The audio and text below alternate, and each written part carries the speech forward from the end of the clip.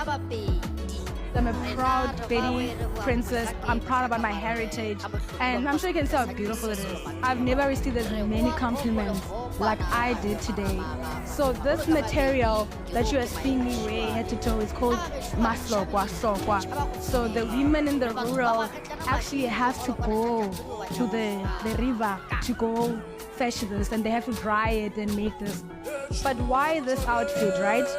In my culture, which is similar to Xhosa's, we have this thing called initiation school, where kids go to the mountain for a month, for cultural initiations and things like that. In Sepedi, we also have it for females.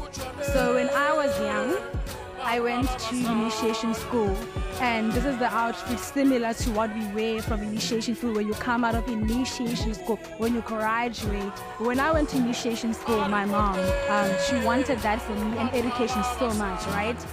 But when I came back from initiation school, I came back to the horrible news that my mom had passed, and she was already buried even. So every time that I have a milestone, she's always at the back of my mind. And also knowing how she was also very rich in her Bapedi heritage and proud of it. And which is why today I came here with my mom painted on my gown, for that reason. So today for me, it's kind of like similar to my initiation school graduation when I was young.